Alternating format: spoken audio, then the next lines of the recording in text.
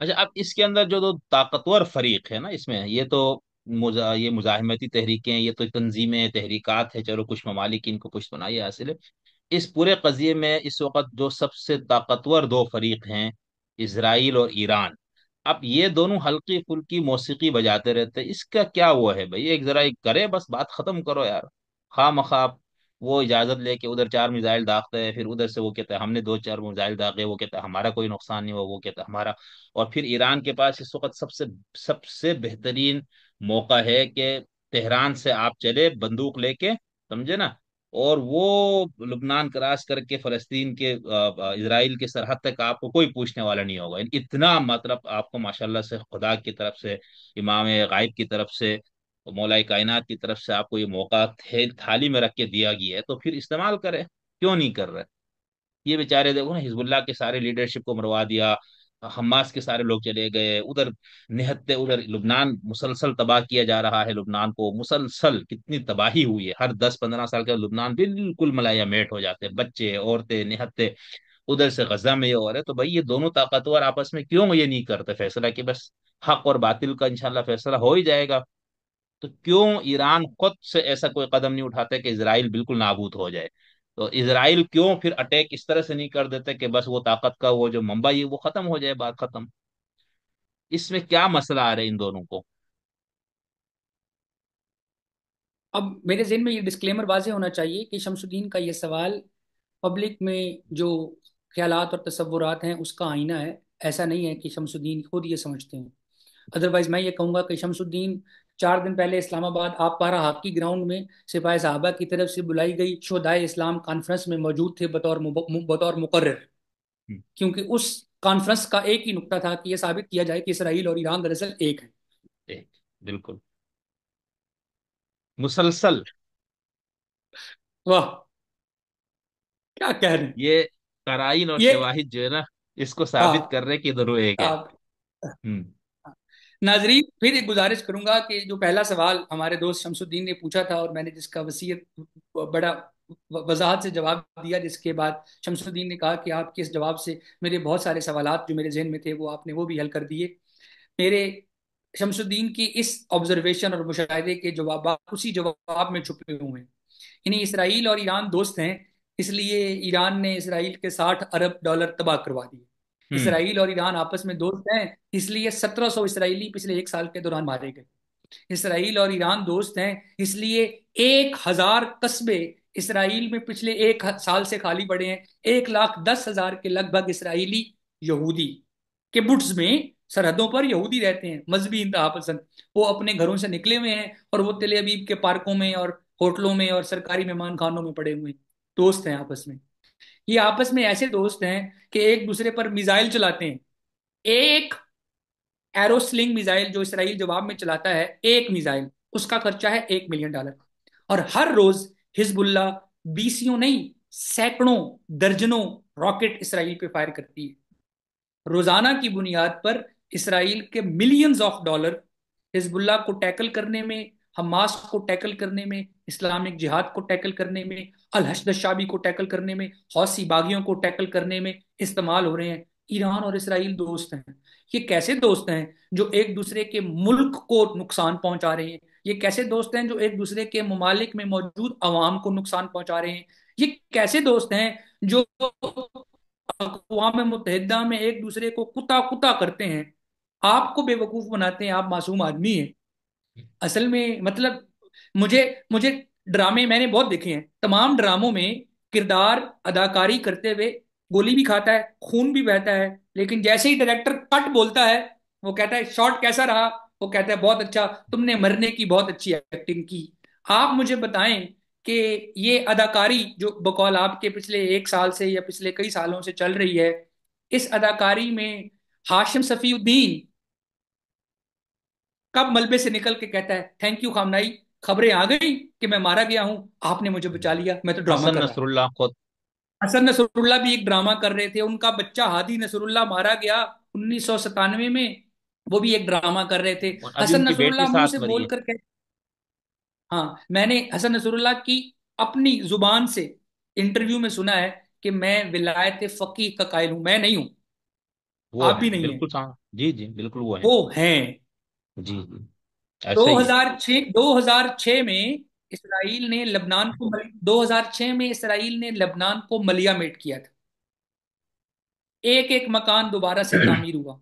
एक बैंक बनाया गया अलकरदल हसना के नाम से, जिसका काम था शोधा के खानदान को पैसे पहुंचाना, उनके बच्चों की तालीम का, सेहत का ख्याल रखना।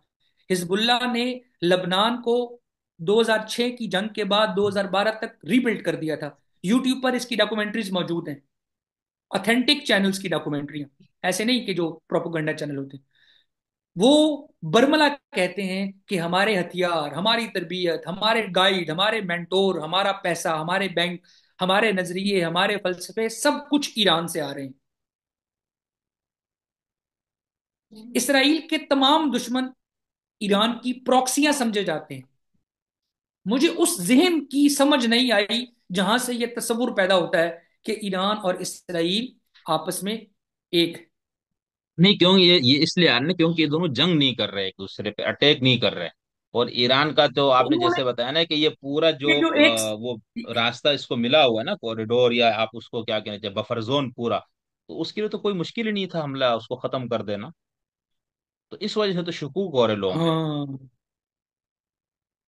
मैं आपके सामने चंद नाम लेता हूं। हम्म। वो अमेरिका के लिए ऐसे ही हैं जैसे ईरान के लिए हिजबुल्ला, हौसी, इस्लामिक जिहाद और अल हश्द शाबी। मशरिक वस्ता में इसराइल, मशरिक बईद में ताइवान, साउथ कोरिया, और मगरबी और मशरकी यूरोप में यूक्रेन। यूक्रेन रूस के खिलाफ खड़ा नहीं हो सकता था अगर अमेरिका की मुकम्मल फौजी हिमायत ना होती। आपको इस बात से इत्तेफाक है? ताइवान चीन का किसी सूरत मुकाबला नहीं कर सकता अगर अमेरिका की मुकम्मल हिमायत नहीं होती। आपको इस इत्तेफाक है? जनूबी कोरिया शुमाली कोरिया की फौज का बाल बीका नहीं कर सकता अगर अमेरिका ने साउथ कोरिया को न्यूक्लियर अम्ब्रेला ना दिया हो। यानी अमेरिका ने एलानिया तौर पर यह कहा हुआ है कि मशरिक बईद में जापान और साउथ कोरिया पर हमला अमेरिका पर हमला समझा जाएगा। जापान और south Korea second world war में अमेरिका के मफतूहा इलाके हैं।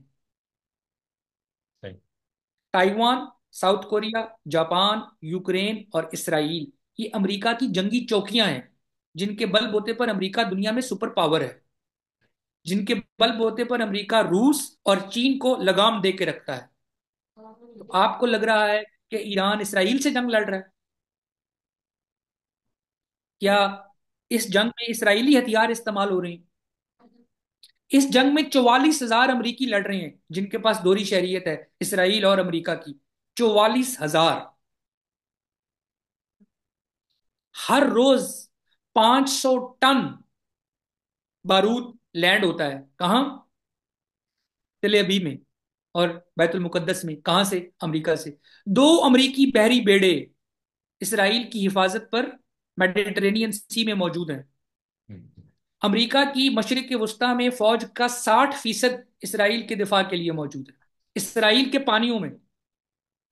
पिछले हफ्ते सही है। अमेरिका ने third system, THAAD, third system, जो ईरान के सुपरसोनिक बैलिस्टिक मिसाइलों के हमले को नाकाम बनाने के लिए इसराइल ने मांगा है और अमेरिका ने इंस्टॉल किया है वहां। हमरा अपने 100 फौजी भी भेजे हैं। पिछले एक साल के दौरान 22 करारदादें वीटो की हैं अमेरिका ने इसराइल के हक में। हुजूर, ईरान की ये जंग इसराइल से नहीं है। इस खित्ते की मजामती गिरोहों की ये जंग अमेरिका से है, जो सेकंड वर्ल्ड वॉर का फाते है पहले, और कोल्ड वॉर का फाते है बाद में। इस सारी दुनिया के तमाम ममालिक मिलकर अमेरिका पर हमला आवर हो जाएं तो फौजी लिहाज से अमेरिका से कमतर हैं। तमाम दुनिया के तमाम ममालिक का फौजी बजट मल्टीप्लाई बाय 10 कर दिया जाए, तब भी अमेरिका के दिफाई बजट के बराबर नहीं पहुंच सकते। दुनिया के 192 ममालिक मिलकर जितना पैसा अपने दिफा पर खर्च करते हैं, अमेरिका एक अकेला उनसे 11 गुना ज्यादा पैसे खर्च करता है। अमेरिका को ईरान से जंग करने के लिए फौज भेजने की जरूरत नहीं है। अमेरिका के बहरी बेड़े मौजूद, अमेरिका का एक बहरी बेड़ा, उस पर इतनी एयर पावर है, एयरफोर्स, 540 जंगी जहाज। ईरान के पास टोटल 374 जंगी जहाज हैं, और वो 1978 तक के बने हुए हैं, 1978। इसराइल के पास F-35 है। जंगे बदर नहीं हो रही कि फरिश्ते उतरेंगे। ये आज के इंसानों के दरमियान जंग है, जिसे मजहबी रंग दिया गया है। ये सियासी जंग है। ये जमीन की जंग है। ये एक कौम के हक के खुद इरादियत की जंग है, और मुकाबले पर एक कॉलोनियल ताकत है, जिसे सुपर पावर की फौजी, अखलाकी, सियासी, सिफारती हर तरह की हिमायत हासिल है। 51 दौरे किए हैं एक साल में, 51 दफा अमरीकी वजीर खारजा मशरिक वस्ता है। बहुत। आपको बिल्कुल। लगता है कि कोई इसराइल और ईरान जंग लड़ रहे हैं, और ईरान दुनिया का बेवकूफ तरीन मुल्क होगा अगर अमेरिका से जंग लड़ेगा? इसराइल अमेरिका को, नेतन्याहू अमेरिका को मजबूर करता है कि तुम इस ईरान पर हमला करो। ईरान पर हमला अमेरिका के मफाद में नहीं है, क्योंकि हम्म। ईरान पर हमले का मतलब है स्ट्रेट ऑफ हुर्मुज, आबनाए मलाका। एक सेकंड ठहरिएगा।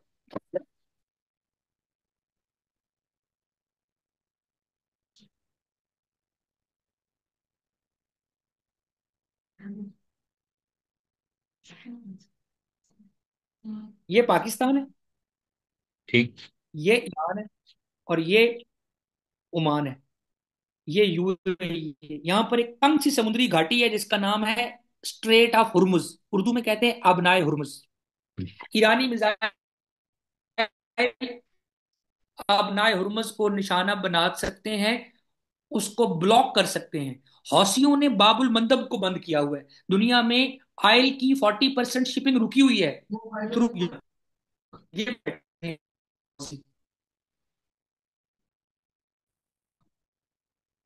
ये बाबुल मंदब, और ये बुहेरा अहमर, रेड सी, और ये सुएज कनाल, और ये मेडिटरेनियन।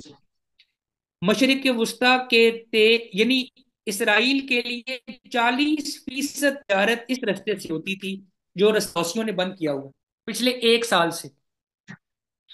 नाजरीन, चंद तकनीकी वजूहात की बिना पर मुझे यहाँ पर ब्रेक लेना पड़ रहा है, तो ब्रेक के बाद आपसे दोबारा मुलाकात होती है। जी नाजरीन, ब्रेक के बाद अब हम दोबारा आपसे मुखातिब है इंशाल्लाह। शोजब साहब अपनी गुफ्तगू को वहीं से शुरू करेंगे जहां पर हमने ब्रेक लिया था। जी शोजब साहब।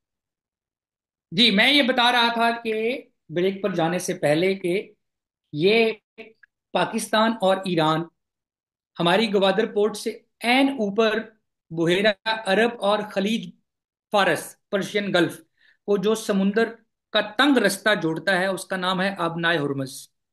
आबनाए हुर्मज ईरान की नेवी के दस्तरस में है। दुनिया के तेल का एक बड़ा हिस्सा जो खलीजी ममालिक पैदा करते हैं, वो इसी आबनाए हुर्मज से गुजर कर यूरोप और बाकी ममालिक जहां उनका तेल बिछा जाता है वहां जाता है। ईरान का ये दावा है और उनकी ये धमकी है कि हमारे मुल्क पर हमले की सूरत में हम आबनाए हुर्मज में आग लगाकर इसे बंद कर देंगे, और हम 40 महीने तक आबनाए हुर्मज में मुसलसल आग लगा सकते हैं। आप तसव्वुर करें कि 4 हफ्ते के लिए तेल की तिजारत रुक जाए। वो माशी निजाम जो अमेरिका ने तरतीब दिया है, और जिसमें अमेरिका टॉप पर बैठा हुआ है, धड़ाम से गिर जाएगा। हाँ, ईरान भी तबाह हो जाएगा। अमेरिका इसलिए सुपर पावर है कि अमेरिका दुनिया की तमाम फौजों को बैक वक्त तन तनहा डील कर सकता है। तो ईरान किस खेत की मूली है? ईरान ना सिर्फ पिछले 40 साल से रियासती सतह पर अमेरिका की मुखालफत ऐलान करके अपनी रियासत को भी बचाए हुए है, और अपने सियासी निज़ाम को भी बचाए हुए है। तो आप इसके लिए हसन रूहानी, इब्राहिम रईसी, मसूद पजिशकियान, कमाल खराजी, डॉक्टर वो जो उनके वजीर खारजा थे जवाद जरीफ, आप और कासिम सलीमानी और खामनाई, इन जैसे लोगों की सियासी बसीरत की और सियासी फहम दानिश की दाद क्यों नहीं देते कि इन लोगों ने पिछले 40 साल से, देखें, एक ताकतवर जानवर के मुकाबले में एक कमजोर इंसान जिसके हाथ में छुरी हो, वो उसके जबड़ों में नहीं घुस सकता। आपको दूर रहकर उसको हल्की जरब लगाकर फिर वापस भागना होता है। तो अमेरिका के मुकाबले में ईरान की जो फौजी खारजा पॉलिसी है, इसका नाम है स्ट्रेटेजिक पेशेंस। तस्वीराती सबर। ईरान अमेरिका के साथ जंग को सदियों में देखता है। अगले फरीद जकरिया के मुताबिक, जो कि बहुत बड़े एक्सपर्ट हैं और इंडियन नयाद अमरीकी हैं और जीपीएस के नाम से सीएनएन पे शो करते हैं, और उनकी किताबें दुनिया की यूनिवर्सिटियों में पढ़ाई जाती हैं सियासियात और बैन अवी तल्लुकात पर। तो वो ये कहते हैं कि अगले 300 साल तक अमरीका को चीन से कोई खतरा नहीं, तावक्ते कि दो आलमी जंगें हों। चीन जिस रफ्तार से तरक्की कर रहा है उसी रफ्तार से तरक्की करता रहे, और वो दोनों आलमी जंगें चीन जीत जाए, अमेरिका को शिकस्त दे दो जंगों में, फिर चीन के बारे में यह कहा जा सकता है कि वो अमेरिका का कंपेटिटर है, one to one, neck to neck मुकाबले पर। जब दुनिया में इतना तफावुत है, इतना फर्क है, तो मैं और आप बेवकूफ करार पाएंगे अगर ईरान और अमेरिका की जंग देखना चाहेंगे, या अमेरिका या इसराइल और ईरान की जंग देखना चाहेंगे, क्योंकि इसराइल के साथ हमास जंग कर रही है। यार शमसुद्दीन, F-35 जहाज, जो जिसका तोड़ इस रूस के पास नहीं है, जिसका तोड़ चीन के पास नहीं है, इसराइल F-35 जहाज से गजा के टेंट तबाह करता है। यार दुश्मनी के भी कुछ मेयार होते हैं। जिन लोगों को आप पिस्तौल और कलाशनकोव की गोलियों, उन्होंने याह्या सिनवार को मारने के लिए टैंक के 3 गोले फायर किए और उस बिल्डिंग को ही गिरा दिया जिसमें वो थे, और उनकी लाश मलबे से निकाली। पहले ड्रोन से जाकर देखा कि ये कौन है, उस वक्त भी उन्हें पहचान नहीं हुई। अगर उन्हें ये पता होता कि ये याह्या सिनवार है, वो कभी उसकी वीडियो लॉन्च ना करते। और इसराइल में इस चीज पर एक इन्वेस्टिगेशन कमीशन बैठा है कि याह्या सिनवार की मौत से पहले वो ड्रोन की 15 सेकंड या 10 सेकंड की वीडियो लीक कैसे हुई। अब इसराइल उल्टा भी लटक जाए ना, तो याह्या सिनवार ची गवीरा की तरह अगले सैकड़ों साल तक पोस्टर बॉय है।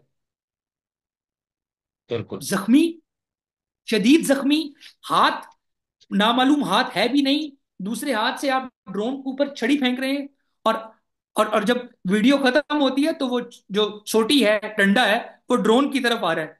नहीं, वो तो भाई इस तरह की कहानियां मजलिसों में हजरत गाजी अब्बास के बारे में सुनाई जाती हैं।